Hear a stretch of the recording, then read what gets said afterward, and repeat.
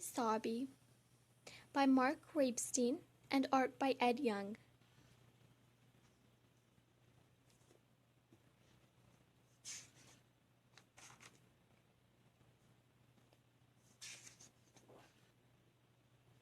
Wabi Sabi was a cat who lived in Kyoto, Japan. One day, visitors from another country asked Wabi Sabi's master what her name meant. It had never occurred to her before that Wabi Sabi was anything more than her name. Wabi Sabi watched as her master drew breath through her teeth, shook her head, and said, "That's hard to explain." The cat's tails twitching, she watches her master, still waiting in silence.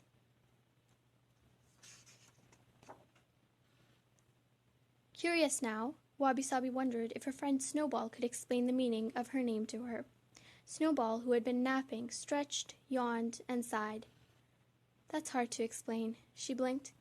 "It's a kind of beauty," she added after a minute, her eyes closing again. As though dreaming, she went on. "An old straw mat, rough on cat's paws, pricks and tickles, hurts and feels good too."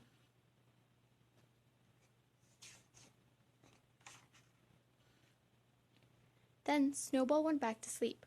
Wabi Sabi wasn't sure she understood, but she didn't want to bother Snowball anymore, so she asked Rascal the dog if he knew about Wabi Sabi. Rascal was smart, but kind of mean. "That's too hard to explain to someone like you," he snapped. Then almost to himself he said, "Poor Wabi Sabi, as simple as a brown leaf, so ordinary."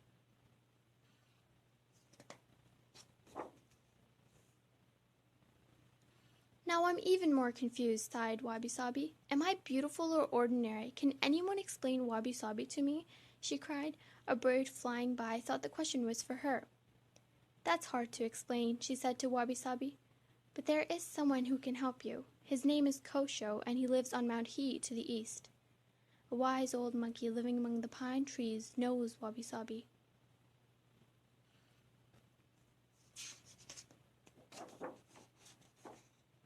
"Thank you," said Wabi Sabi, and off she went to learn what her name meant. To get to Mount He, she had to cross through the city, dazzled by big buildings, shiny glass, and sleek cars, awed by the busy, sharply dressed people. She wondered if these pretty things could be Wabi Sabi. She decided that if her name was true to her, it must be softer, quieter, darker. Even in cities before the shock of new light, the colors of dusk.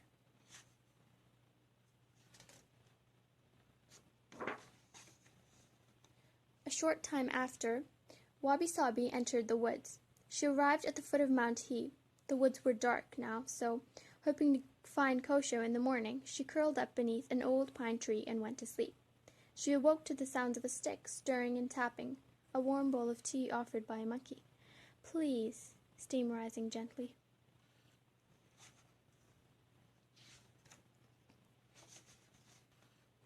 "Very glad to have the tea and company," she said. "Thank you. My name is Wabi Sabi."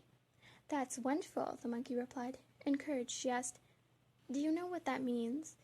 "Well, that's—" he began. "I know, hard to explain," she said, but he went on. "The pale moon resting on foggy water. Hear that splash? A frog's jumped in."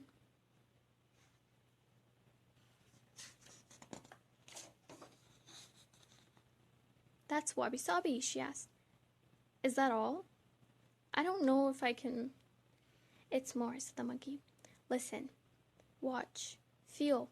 He said no more, so she watched him make tea.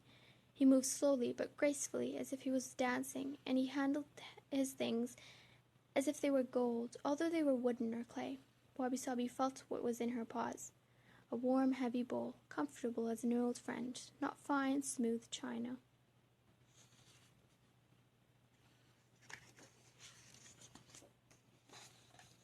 She looked carefully at the woods surrounding them. There was no much life as in the city, but here things were not clean, neat, or sharp-edged. There were no straight lines, yet there were many designs on trees, in clouds, and dirty ponds. She saw that everything was alive and dying too, like the damp autumn leaves curled beneath their feet.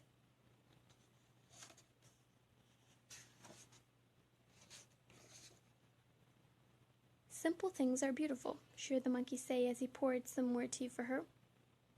looking down at the tea in her bowl. Seeing herself plain and beautiful, she whispered. Now I understand.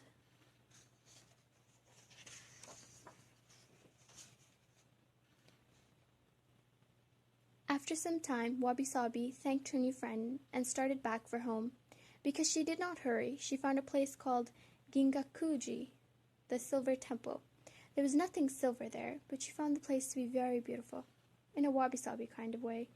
Although the buildings and gardens were shaped by humans, they were neither fancy nor grand, moved by the natural simplicity of the place. Wabi Sabi composed 3 short poems about what she saw.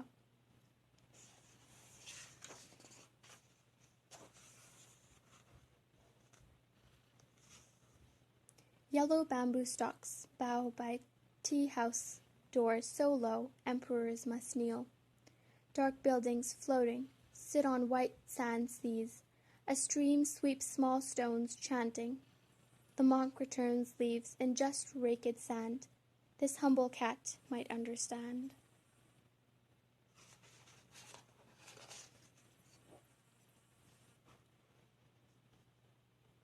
Tired but glad, Wabi Sabi returned at last to her house. She curled up on the straw mat in the kitchen, enjoying the warmth there.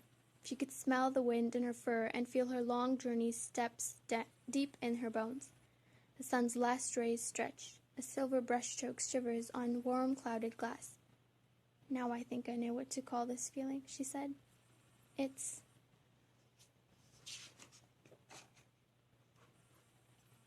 Wabi Sabi, cried her master, seeing her. Where have you been? That's hard to explain, she purred, feeling simply and beautifully at home. The history of Wabi Sabi. Wabi Sabi's origins are in ancient Chinese ways of understanding and living, known as Taoism and Zen Buddhism, but Wabi Sabi began to shape Japanese culture when the Zen priest Murata Shuko of Nara, 1423 to 1502, changed the tea ceremony. He discredited the fancy gold, jade, and porcelain of the popular Chinese tea service and introduced simple, rough wooden and clay instruments.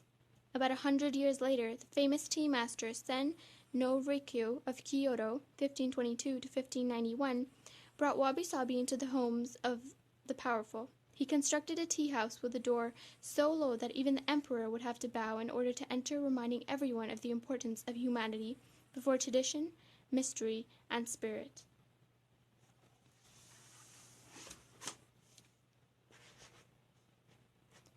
Haiku and Haibun. A haiku is a short traditional Japanese poem which can be approximated in English by writing a first line of 5 syllables, a second of 7, and a third of 5 again. Meaning is usually expressed through details of the senses of a nature, with a seasonal reference and a tradition of some kind that might make you think more deeply about those details. Matsuo Basho, 1644 to 1649, may be the greatest haiku writer.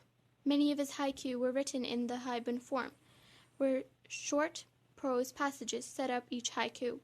He recorded some of his epic journeys in this way. Perhaps the most famous haiku ever written is the one about the frog jumping in the water, translated below by Masako Shiki, 1867 to 1902, who is sometimes referred to as the last of the 4 great haiku masters. He helped make basho and the haiku form popular in more modern times. This is written in Japanese form, which means the old mirror, a frog jumping in, the sound of water. There are Japanese haiku that appears decoratively throughout this book. They were written by basho, indicated with B, and shiki, indicated with S, and are translated below. They were chosen and translated into English by Nani Tamuro.